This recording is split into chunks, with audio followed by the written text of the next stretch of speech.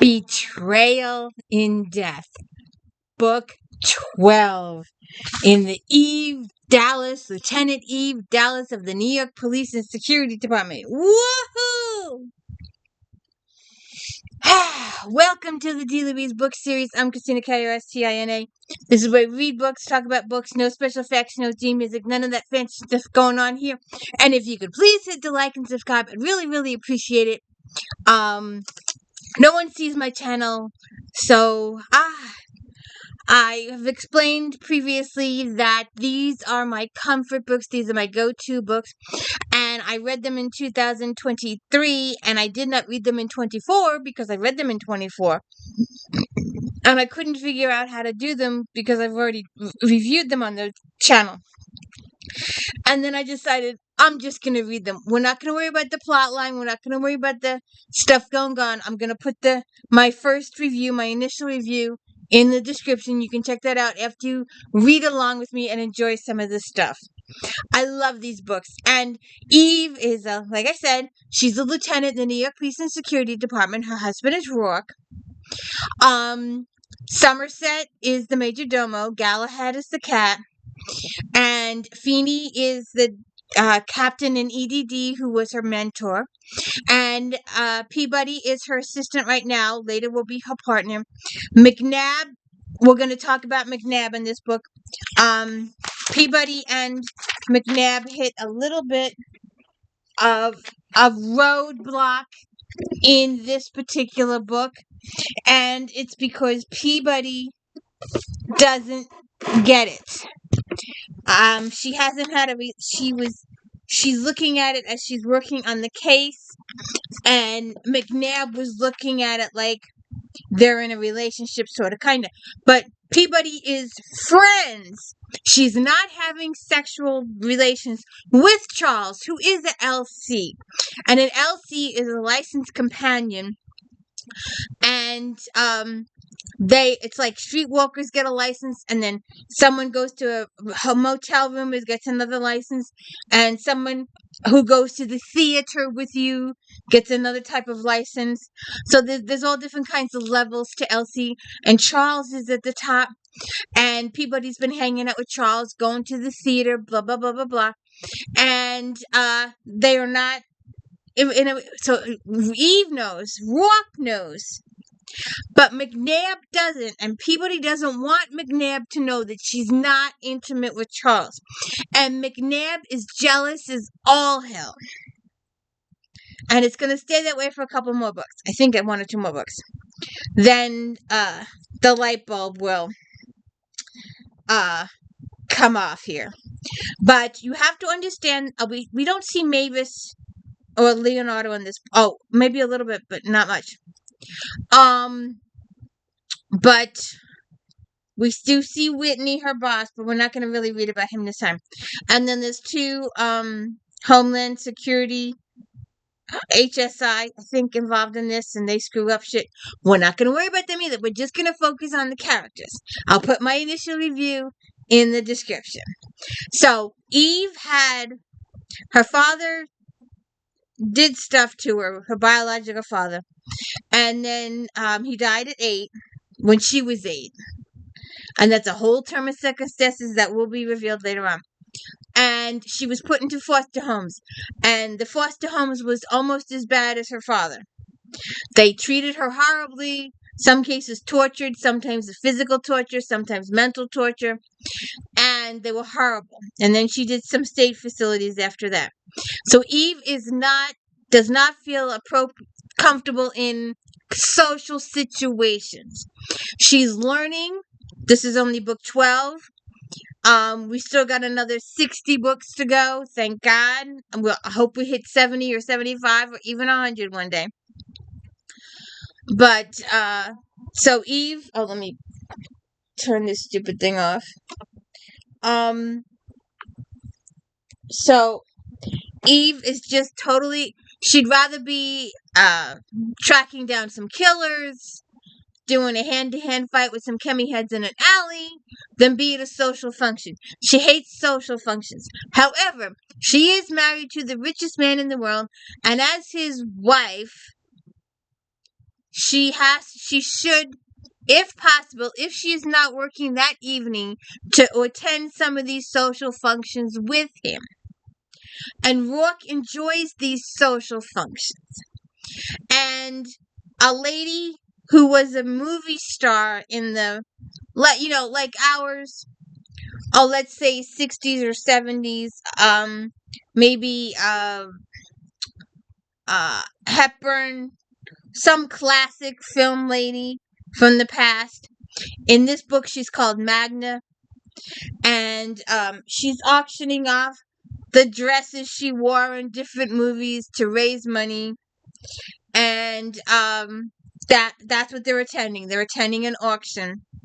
Or no, it's a showing of the stuff before the auction. That's right. The auction was going to be in a couple of days, and they just had the stuff on display, and they invited everybody to come take a look.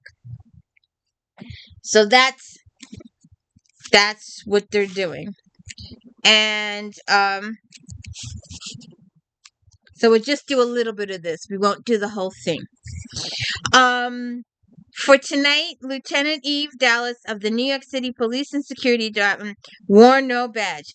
It, along with her service weapon and communicator, was currently tucked in an elegant palm-sized purse she considered embarrassingly frivolous. Eve would rather have pockets. She wants her jeans, stuff in the pockets. She wasn't dressed like a cop, but she wore a shimmering apricot-hued gown that skimmed down her long, slim body and was sliced in a dramatic V in the back. A slender chain of diamonds hung glittering around her neck.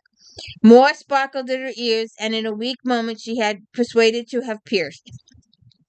Still more were scattered like raindrops through her short crop of brown hair and made her feel faintly ridiculous.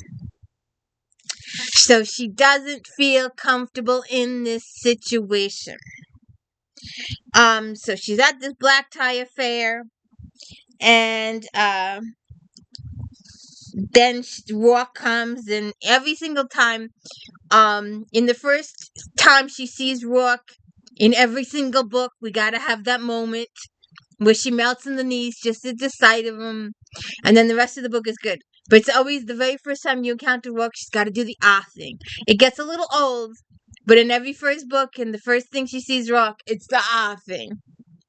But anyways, well, Lieutenant, that question, delivered with a whiff of amusement in a voice that carried the misty air of Ireland, drew her attention to the man. Then again, everything about Rourke drew a woman's attention. His eyes, blah, blah, blah, blah, blah. His body, blah, blah, blah, blah, blah. The whole 9 yards. Some party, she said, and turned his smile into a fast, devastating grin. Yes, isn't it? With his hand slightly on hers, he scanned the room. Satisfied with security, he asked her. I think holding the business in a hotel ballroom, even your hotel ballroom, is risky.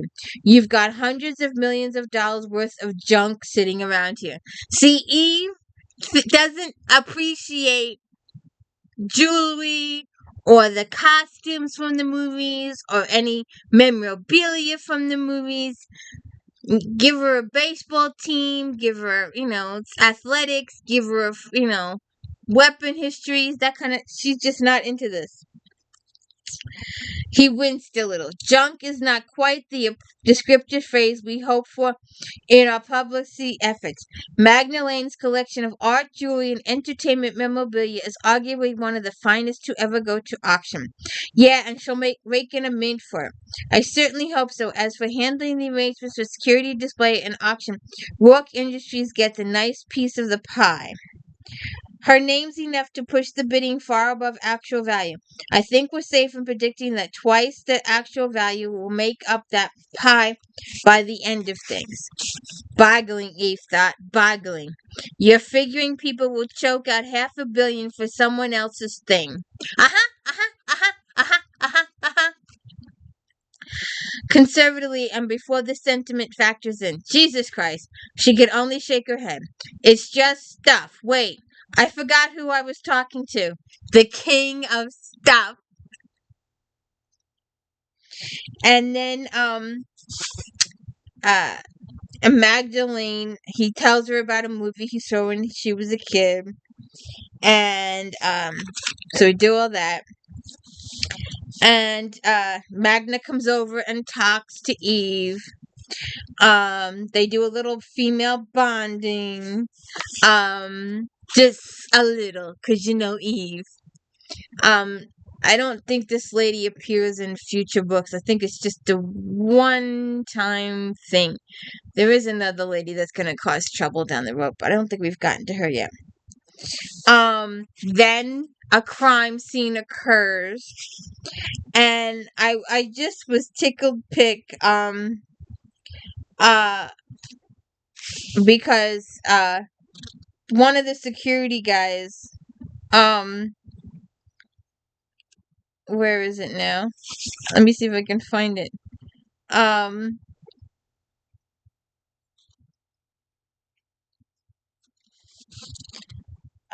I know the drill, Lieutenant. I was on the job. Chicago PSD, Anti-Crime Division, 12 years. Hilo alerted me. Blah, blah, blah, blah, blah. He tells about the case.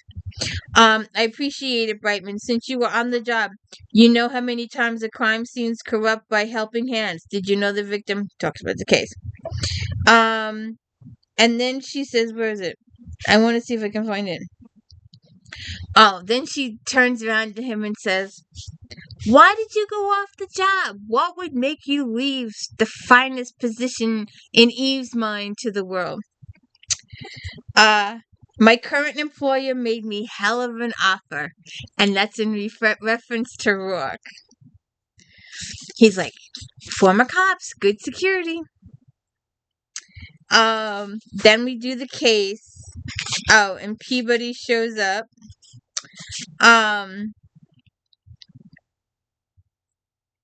Let's see. I don't think there's anything here. Okay, so Peabody shows up and they handle the crime scene. And then she calls Feeney, her mentor. And so she calls Feeney. She broke off the communicator in her purse signals. Dallas, can't you take one goddamn night off? She stared into Feeney's mournful eyes. I was working on it. Well, work harder. You take one, maybe one of the rest of us get one. I was all kicked back with a bottle of brew, a bowl of cheese chips, and the Yankee game on screen when Peabody tagged me. Sorry. Yeah, well, the Sons of Bees lost to the freaking Tijuana Tacos. Burn my ass. He blew out of breath, scratching his fingers in his wiry thatch of gray russet hair.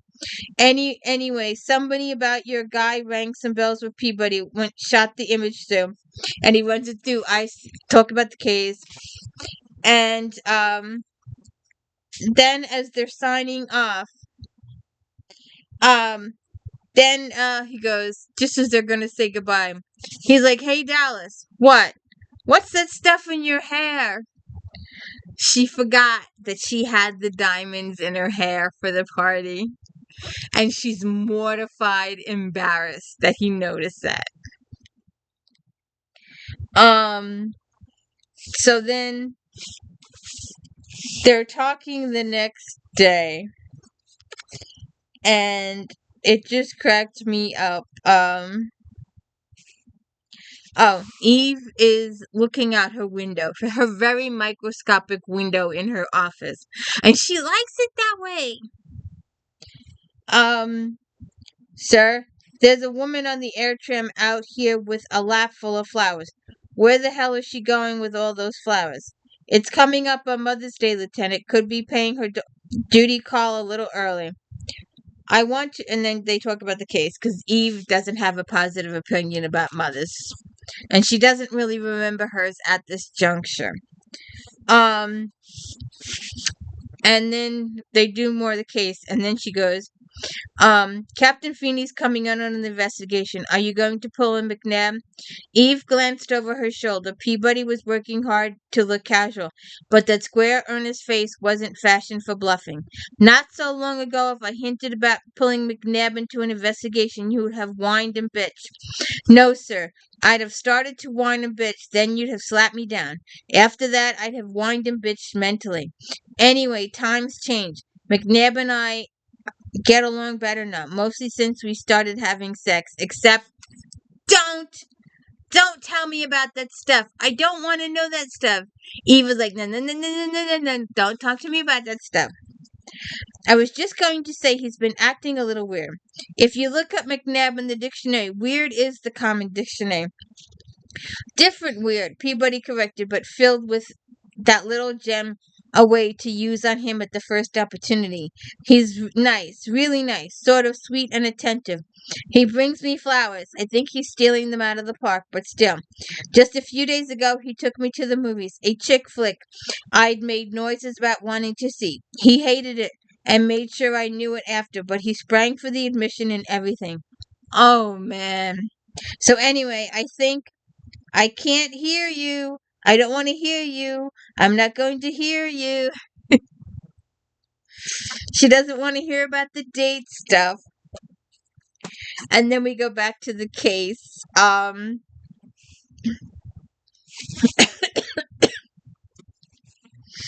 Okay. So then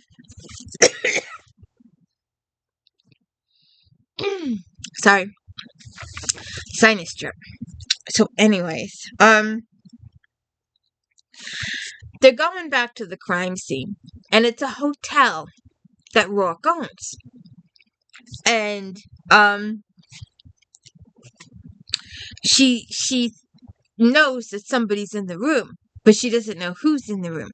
So she gets a weapon out and tells Peabody to get behind him, prepare to go in. Damn it, Rourke. Damn it. Disgusted, she shoved the weapon back in her holster as he shut the door. What are you doing? Looking for you. This room is sealed. It's a crime scene and sealed. Which is why, when informed you were on the premises, it was the first place I looked. Hello, Peabody. You gotta love it. Alright.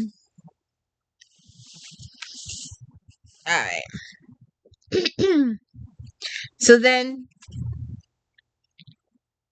let's see, Peabody girl question, she said as she walked between her aide and walked across the lobby. I am quite a girl. Right. You have a fight with your boyfriend, or you're having second thoughts about the whole deal. Anything like that, do you wear a present he's given you? Absolutely not. If it's a big fight, you toss it back in his face. If you're considering dumping him, you shed a few tears over it, then stick it in a drawer until you work up to break off. If it's a minor spat, you tuck it away until you see how things are going to shake down. You only wear something he's given you, at least in plain sight, when you want to show him and everybody else he's your guys. How do you keep the rules straight? It's boggling. But that's sort of what, hey, I figured. So, that was a little girl talk in the middle of the case. Then, let's see what this is.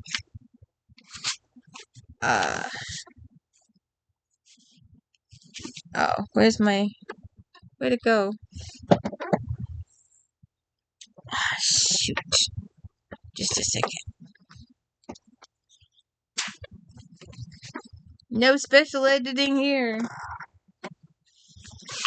Alright.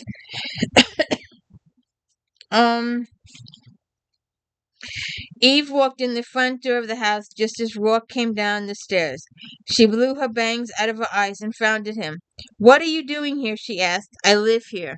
You know what I mean. Yes, and I might ask the same. You're not off shift as of yet. I've got stuff I want to run here instead of essential. Ah. Yeah, and since you're here, I should be able to cut some time. I've got some questions you could...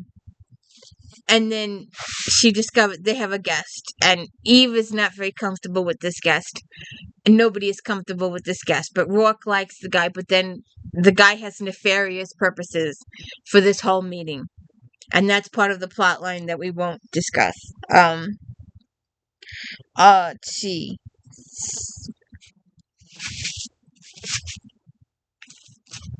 Let's see what else.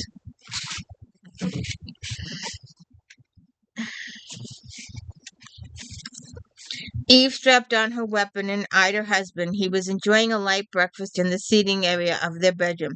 The morning news was playing on the wall screen, the stock report skimmed by a puzzling series of codes and figures on the table unit.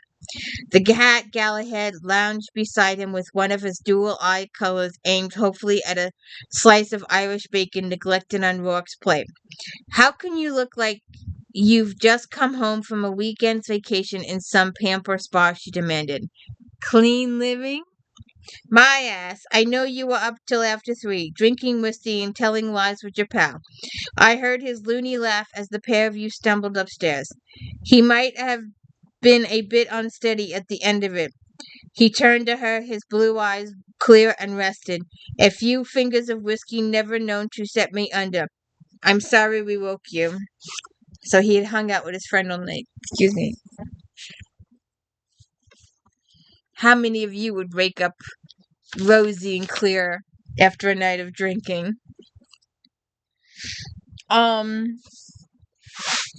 So then Eve talks to Somerset, and she rarely ever talks to Somerset. But she's concerned about this house guest. And she strode down the hall, but caught the mild expression in Rourke's voice. Haven't we discussed that sort of behavior? It made her smirk a little as she took the steps into a jog. He was talking to the cat. At the bottom, lurking as she thought, it was Somerset. He held her jacket between one long thumb and one bony finger. I assume you'll be home for the evening meal unless I hear contrary. Assume all you want. She took the jacket but glanced back up at the stairs as she shrugged into it. I need you a minute. I beg your pardon? Stuff the attitude up your pointy nose, she suggested, but she kept her voice lower. She aimed a figure at the front door, then swung it open. Come on. I have several tasks on this morning's schedule, he began. Quiet. She shut the door behind him, drew in a breath of spring air, and she asked his opinion about the guest. Okay. So then Eve had a little car trouble on the way to work. Eve will have issues with her car for the next 60 books or 50 books. We won't get a car release until Promises in Death, and before that we will enjoy the cars being blown up. Eve imagined the steam gushing out of her ears as she marched the detective bullpen and on to her office. Her link was blinking busily from messages and her computer was beeping from fresh incoming data. She ignored both and began rifling through her drawers. Sir, Mcnabb, I want a riot laser. Eve snapped at Peabody, full body armor. She yanked a 6-inch combat knife from its leather sheath and watched with glee as its wicked serrated edge caught the sunlight through her little window. Peabody's eyes popped. Sir? I'm going down to maintenance and I'm going locked and loaded. I'm taking those piss-brained sons of bees out, one by one. Then I'm going to haul what's left of the bodies into my vehicle and set it on fire. Jesus, Dallas, I thought we had a red flag. I've got a red flag. I've got one. Her eyes wheeled to Peabody. I got under 50 miles on my ride since those lying, cheating, sniveling blanks said it was road ready. Road ready. Do you want me to tell you about road ready? I would like that very much, Lieutenant, if you'd sheathe the knife first. With one last oath of disgust, Eve rammed the blade home. It starts bucking on me while I'm sitting at a light. Just sitting, and it's kicking like a mule? Probably. I run the diagnostic, and you know what it does? It brings up the dash map with directions to the morgue. Is that some sick joke? Peabody's lips quivered. She bit down hard on the inside of her cheek. I wouldn't say, sir. Then it coughs and stalls. I get it going again, 2 blocks, and it's lurching. You know, lurching like Frankenstein's monster? Out of steam, Eve dropped into a chair. I'm a lieutenant, a rank officer. Why can't I get a decent vehicle? It's a sad state of affairs, sir. If I might suggest, rather than going down with a riot laser, you could try a case of beer. Get on the good side of a couple of the crew down there. Make nice. Make nice!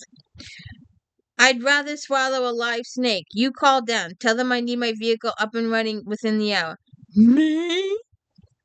Peabody's eyes pricked with what might have been tears. Oh man, before I go off to debase myself, I should tell you we have a line on the wire. Okay. So they do that. And we have some stuff with the FBI or Homeland, and then they talk to Martin. But one of the best scenes of the whole book that people will remember for a while yet. It happens a few times, but it's just hysterical. So, Eve, because she's married to Rourke, she's gained a little something in the media, on the entertainment channels, on the gossip channels.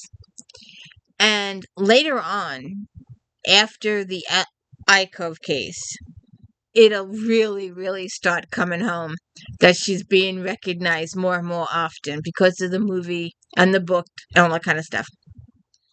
So she walks into the store. She's looking. They're tracing the wire that was used in the murder. A little bit of plot, but we're going to go past that. So the clerk had an excellent visual memory. Eve clued into this the moment she stepped up to the small display counter with its riot of loose stones, silver coils, and empty settings under the glass. The clerk's eyes wheeled, his lips began to tremble. She heard his breath heave and initially feared a cardiac incident. Mrs. Rourke! Mrs. Rourke! His voice was heavily accented with what she thought might have been East Indian, but she was too busy wincing to worry about its origin. Dallas. Lieutenant Dallas. Badge on the counter. We are unworthy. We are unworthy. We are honored. Please, please, please. You'll select anything you want in a humble establishment. A gift you like, necklace, bracelet, you like maybe earrings. Information. Only information. We take a picture. We see you many times on screen and hope for the day that you might come to our unworthy shop. Hold it, hold it. He takes out a hollow camera. He takes out a camera, wants to take a picture. Your famous husband is not with you today. You are shopping with your companion. We will also give a gift. And Peabody's like, yeah, gift. And Eva's like, no, you're on the job. Peabody's like, So she goes through all this stuff and they leave the shop. And they talk about the case.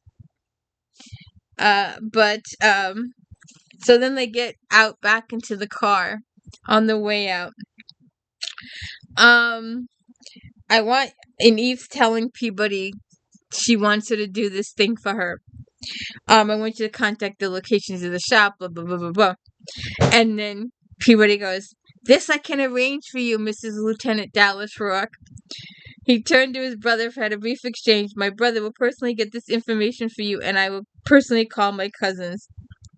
And then, like I said, they're out on the way, and then they get in the car, and Eve goes, tag Feeney. Eve ordered when she was behind the wheel. Have him run like crimes in and around London. It would be my honor, Mrs. Lieutenant Dallas Rourke. At Eve's burning look, Peabody only grinned. Sorry, I just had to do it once. It's just cute. Then we have a little encounter. I didn't mention him before, but he's in the book. Eve has a long-standing relationship, and his real name is Wilson, I believe, if I remember correctly. But Crack owns the Down and Dirty. It's a dive bar, and he does a good business. And his nickname is Crack because when he puts people together, their heads make the sound of a crack. She goes down to the D&D in 15 just in case. An enormous black man with tattoos and feathers and a head as bald and shiny as a bowling ball grinned wide, enough to split his remarkably ugly face when she walked in. "Hey there, white girl. Hey back, black boy." It was too early for the bulk of the clientele an all-nude club like the Down and Dirty appealed to. There was a scatter of customers bulking the tables, and a single board dancer working up just enough energy to shake her impressive breasts to the beat of the recorded music. Um, don't see your skinny ass in here a while. I get to missing it. Golly crack, you're making me all misty. And she has a meet. That's why she's using it. And she's meeting there just to piss the people off. And then Rourke stresses about the case. We won't read that because it's part of the case. Then the situation I was talking about before. Peabody and Mcnabb have a romantic evening. And I don't want to read all that. You don't need to know about their sex life.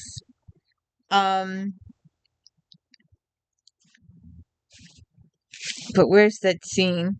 Where can I find it?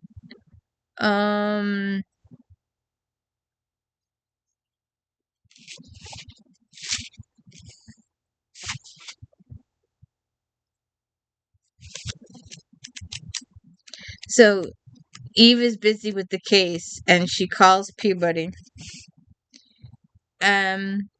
Peabody forgets to block screen. They have video calls. Can you imagine? This is 2000. Who knew that J.D. Robb would be right? Maybe he gave somebody the idea. And maybe that's why we do have video calls now, is because someone read J.D. Robb's book back then. Do you think? It took like, what, 10 years?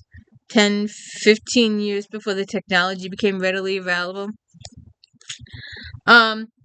Lieutenant, I think we've got something from the porn sites. They were researching something. Peabody, what are you wearing? It's a robe thing. Quite fetching, Rourke put in. Peabody's flesh turned into a glow as she fiddled with the bright pink lapels. "Oh, well, thanks. It's just for comfort, really." Peabody and Eve's like, "All right, let's get back to the case." So what happens here, and I'm not going to read it all, but Peabody and Mcnabb get a little involved here. Peabody hustled off the glide, rounded the corner toward her squad room, and ran straight into Mcnabb. "There you are." He beamed at her like a boy who just found his lost puppy after a long whistled search. "No, there you are. I was looking for you. I just got word from the FBI is going to hold a media conference. They're pushing to have Dallas attend and fall into the spin." "Oh, yeah, that'll happen. Have you heard the one about the Easter Bunny?" There was a door beside him, never one to miss an opportunity. McNabb bumped the handle. And so they talk about the case. They get a little romantic. They're in the closet. They're having a moment. The clothes are coming off. And Peabody's phone rings. It's Charles. He was checking on something for the case for Eve. And he calls Peabody to respond to her call, to give her Peabody the information he has about the case. What Peabody doesn't get is that her and McNabb end up in a fight afterwards, and they start sniping at each other seriously. But the problem is, McNabb doesn't. Peabody does not understand. She was in the middle of a romantic situation with McNabb. They were getting hot and heavy together in the closet. And she took a call from another man. And that's why McNabb's feelings are hurt. Not only is he another man, but it's another man she's seeing. And Mcnabb had every right to be upset. But Peabody doesn't understand that. So then, we get a visit from Nadine. The first thing Eve did was swear. The second was to save and dump on-screen data before the slick reporter could get a look at it over her shoulder. What? Was Eve's greeting. Nice to see you too. Looking good. Why, yes, I'd love a cup of coffee. At home, Nadine strolled over to the auto chef and programmed 2 cups. Busy here, Nadine. See you later. Yes, I imagine. Unmoved, unoffended, Nadine set a fresh cup of coffee on Eve's desk and settled down in the creaky, uncomfortable visitor's chair. And we will forever talk about this visitor's chair. I believe that Eve should get another one as courtesy to her guests, especially her superior officers that come sit in that office. But Eve thinks if she gets a better chair, people will sit there longer. And 60 books later, she still has the same chair. Media conference in an hour with the FBI on the botched bus uptown.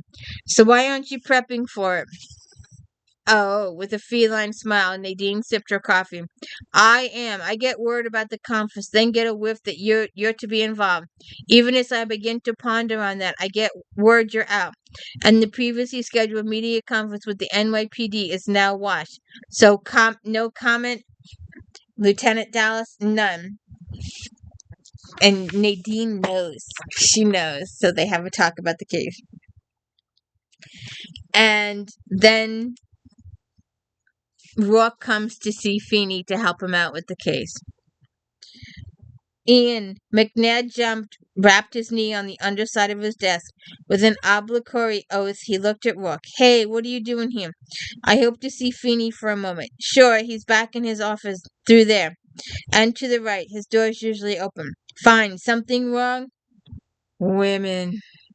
Ah, what else can be said? They're not worth it, that can be said. Trouble with Peabody? Not anymore. It's time I got back to spreading out my talents. I got a date with a redhead tonight with the best man-made breast money can buy and affection for black leather. I see. But Mcnabb is unable to appreciate the date. He complains about that. I don't know if it's in this book or a future book, but he tries dating and it just doesn't work for him. He's in love with Peabody. I see. And because he did very well, Rourke gave Mcnabb's shoulder a pat. I'm sorry. Hey! Brushed it off and pretended his belly wasn't full of lead weights. I'll get by. The redhead's got a sister. We're going to see if we can make it a trio. His link bleep. Gotta work. So, Mcnabb is, like, really upset about this whole thing. Then, Rourke comes up to see Eve after giving a sleight of hand to Feeney. Rourke didn't quite make it to Eve's office. He found her down the corridor in front of the vending machines. She and the machine appeared to be in the middle of a vicious argument. I put the proper credits in, you blood-sucking, money-grubbing son of a bee. Eve punctured this by slamming her fist where the machine's heart would be, if it had one. Any attempt to vandalize, deface, or damage this unit is a criminal offense. The machine spoke in a prissy sing-song voice Rourke was certain was sending his wife blood pressure through the roof. This unit is equipped with Scan Eye and has recorded your badge number, Dallas Lieutenant Eve. Please insert proper credit in coin or credit code, but your selection and refrain from attempting to vandalize, deface, or damage this unit. Okay, I'll stop attempting to vandalize, deface, or damage you, you electronic street thief. I'll just do it. She swung back her right foot, which Rourke had cause to know would deliver a paralyzing kick from a standing position. But before she could follow through, he stepped up and nudged her off balance. Please allow me, Lieutenant. And he puts the money in, and the candy bar comes out smoothly. No hassle whatsoever. You have selected the 8-ounce royal chocolate Dream bar. This food produce contains 68 calories and 2.1 grams of fat. Its ingredients include soy and soy byproducts, non-dairy substitute, and the chemical sweetener trademarked as sweet tea. So then they have a talk, and Eve has an auto chef in her office, and it's going to take a while. But it finally occurs to her that there might be other food in there besides the coffee. But it's going to take several books.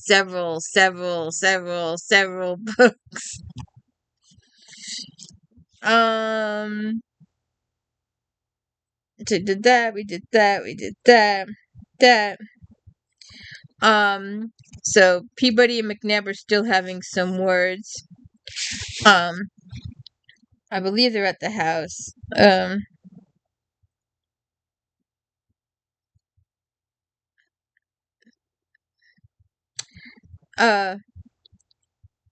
Mcnabb nearly bounced in his seat. This is hot stuff.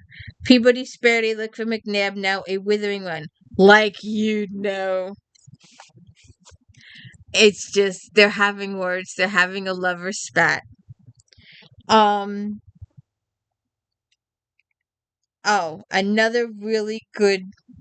Oh, then Eve does something she hasn't done before. Well, maybe she did it with Mavis. But she says, she takes Peabody out. Peabody tells Eve what happened with her and Mcnabb in the closet and Charles's phone call. She tells her all that. And then they talk about Charles a little bit. So Eve takes Peabody out for ice cream. And she's like, okay, spill it, sir. Let's hear what happened. Peabody stared, more dazzled by Eve's statement than by her own banana boat surprise. You want me to tell you about it? No, I don't want you to tell me about it. I'm telling you to tell me because that's how this friendship thing is supposed to work. I hear. She dug for more ice cream with one hand, waved to go ahead with the other. That's so nice of you. Peabody got misty again. Soothed herself with non-dairy whipped topping. We were in one of the maintenance closets, sort of fooling around, and, mouthful, Eve held up a hand. Excuse me, you and Detective Mcnabb were engaged in some sexual activity on departmental property while on duty. Peabody poked up. I'm not going to tell you if you're going to start citing regulations. Anyway, we hadn't gotten to the actual set part. We were fooling around. Oh, well then, that's different. Cops are always fooling around in maintenance closets. Jesus, Peabody. Okay, I'm over it. Move on. I don't know what it is. There's this thing, this primal sort of thing. Oh, ick. Maybe it was having Kick-Ass Dallas say ick. Maybe it was the panned way she said it. But the response made Peabody grin and didn't bruise her feelings a bit. I would have thought so myself until we did it. The first time was in an elevator. Peabody, I'm trying here, but do we have to go back that far and discuss you and Mcnabb doing it? It puts really weird pictures in my head. Well, anyway, it's all sort of go together. Anyway, it's not like I was thinking about sex with him all the time or even fooling around part. But then something happens and we, just doing it. In the maintenance closet. Right. And Charles called on my link about the case. I was getting the information from him and stuff. And when I finished, Mcnabb got really ugly. He yelled at me and was like, "What do you take me for?" And he said nasty things about Charles, who was just doing me a favor in an official capacity.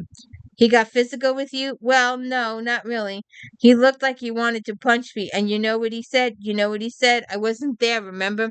He said he was sick and tired of playing backup F to a hired D. He said that to my face and how I wasn't going to be popping out of his bed and into Charles's. I thought you weren't having sex with Charles. I'm not. That's beside the point. Actually, Eve thought it was the point. Then remembered her role. Mcnabb's an A. Damn straight.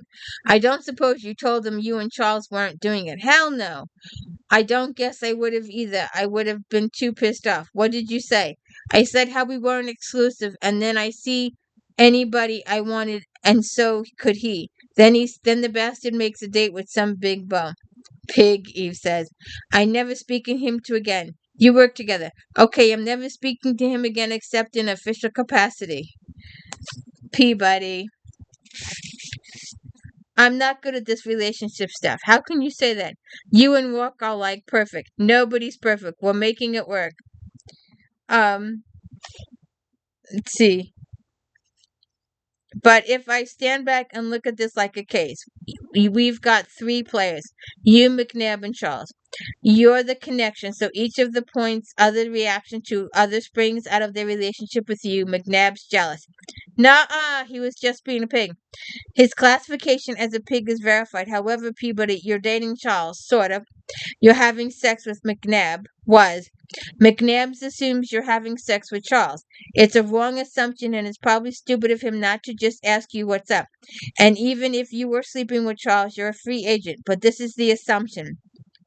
So there you are playing where's the soy sausage in the closet when you break it off with one guy to talk to the other. But it was police business. I bet you weren't in full uniform, but regardless, McNabb's, they're all hard and worked up, and suddenly you're talking to his competition.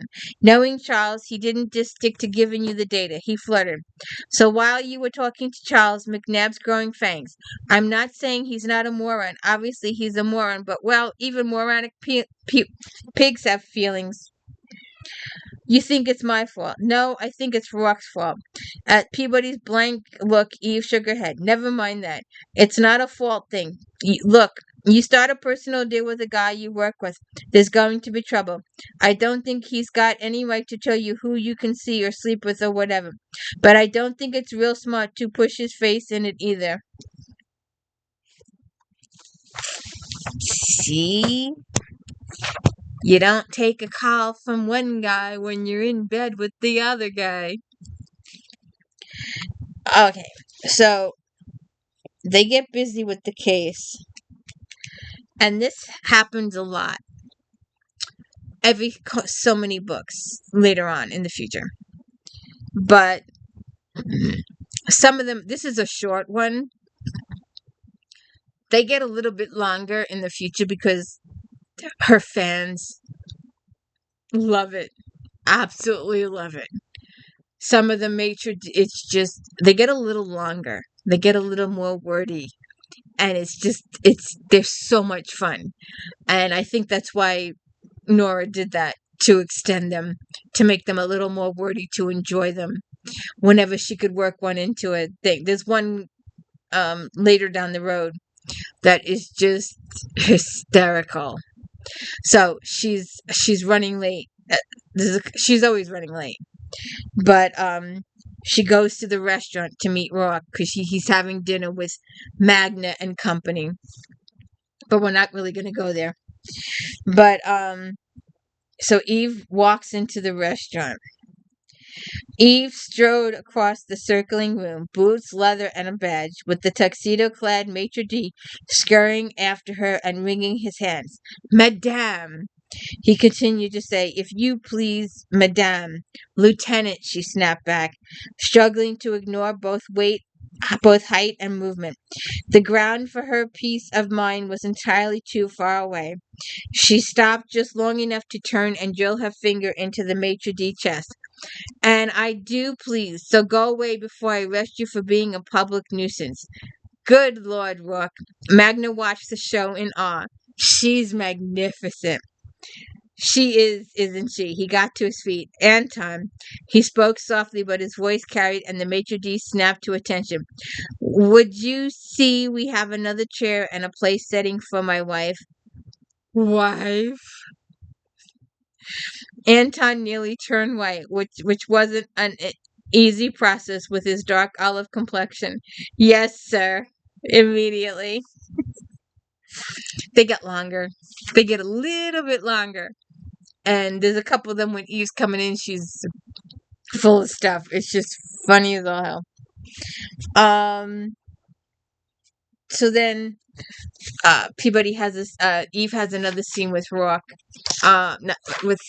Rourke and Somerset about Somerset's safety during the case. But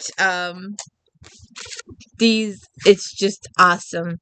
Someone is killing these women, and some of them, the connections to ROARKE again, and in his places of business, and what's going on, the whole case there. Sylvester Yost situation there. So next week we're going to take a time out and read the short story. I think it's Interlude and Death is the one in next week. And did I put these in order? No, I did not. That's what happens when you have too many books. Then we have Seduction and Death. You know, person can't have too many copies. And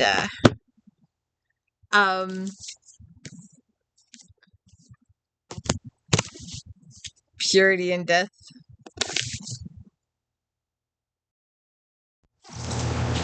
Ah, I skipped. Reunion and Death. And Seduction and Death. Let's do these in order. Reunion and Death. Purity and Death. And Portrait and Death. The others are over there. I'm bringing them downstairs in groups of 10. Once you finish this 10, then I'll get the next 10 and bring those down, because I'm not bringing down all 64 books at this juncture. But if you could please hit the like and subscribe, I'd really appreciate it. And Betrayal and Death. Mrs. Rock. I love it. And it's going to take a couple of books. Peabody Mcnabb have got to work through their things. We'll get there eventually, but it's hysterical. Have a good night, day, morning, afternoon, wherever you are. Have a good one.